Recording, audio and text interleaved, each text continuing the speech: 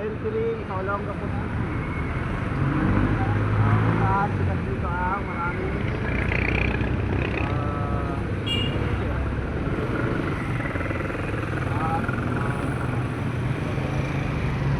FBA ang dito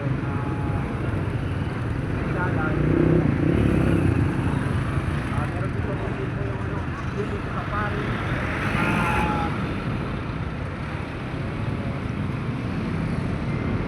Yung mga dolls.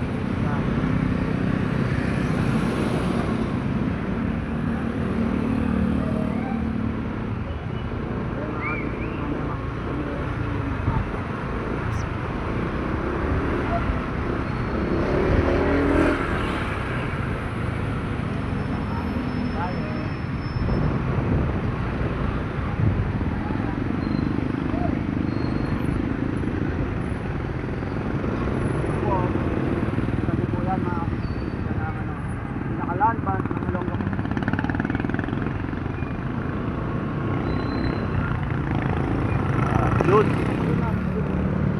Bye-bye.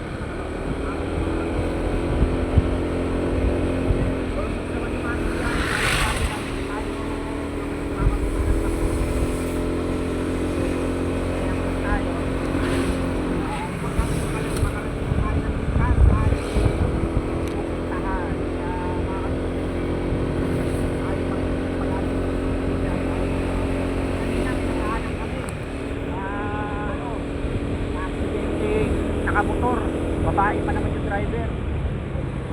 Ingat po, yun mga business. Abangan nyo ulit tayo sa nakakumagang parking ng Pataal dahil tayo sa Cebu.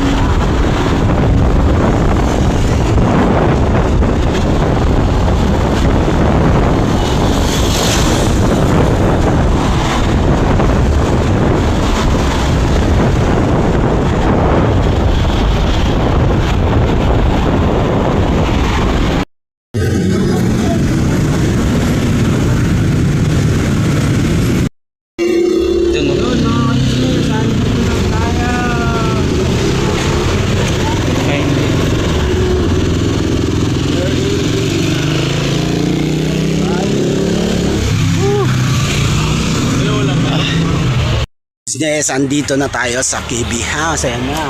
Nakakamiss din ang KB House. So, bali 2 oras po yung tinakbo namin. Medyo sakit din sa puwet. At ang dami po namin traffic na dinaanan. Bagsik! Namiss mo, bagsik! Yung alaga ko pong bagsik! Bagsik! Dami pa namin traffic na dinaanan. Medyo struggle yung biyahe. Paghapon po pala, medyo struggle yung biyahe. Pero pag umaga, chill lang yung biyahe. So, yun. Pero, salamat pa rin sa Diyos at ligtas kami nakarating. Ginabayan niya kami sa amin ng medyo mahabang biyahe. At yun, babaklasin ko lang po yung aking dalang pasalubong at magpapahinga. So, yun mga ka-business. Alright. Nakabalik na rin. At salamat syempre sa pagsama nyo sa mga naging travel ko. Naging travel namin ni Amaro at mga banting namin ni Eme. So yun, abang-abang ulit mga ka-business. Unload na natin itong ating pasalubong. Baka ngunting nak. Kailangan natin na ngunting.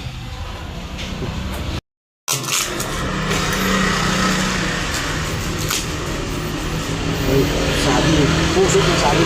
Kapipitas lang po yan. Maka.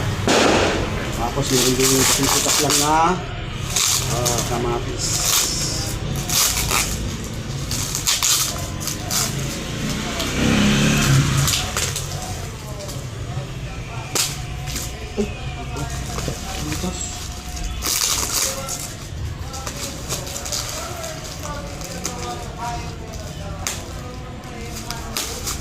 Salamat po sa aking bayaw at kay sister sa pinadalan sa aking pasalubong sa KB. Yun, balikan ko na lang kayo mga business pag naibaba na namin ito. Para ipakita natin kay Happy at Kuya. Alright. Good morning, nakabalik na tayo sa ka-business.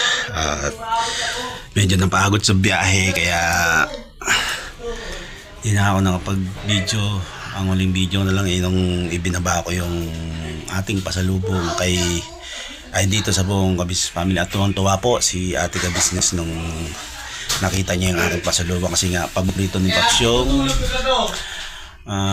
itlog na maalat tsaka yung balot naman din kay Bugtang at yung gagawin niyang leche plan na itlog ng itik at meron din tayong penoy na dala. So si Kuya hindi pa kami nagkikita, busy. Time check tayo. Anong oras na ba? Time check natin 8:06. So yun mga ka-business, abang-abang sa mga kaganapan sa pagbabalik ko dito sa KB House. Alright.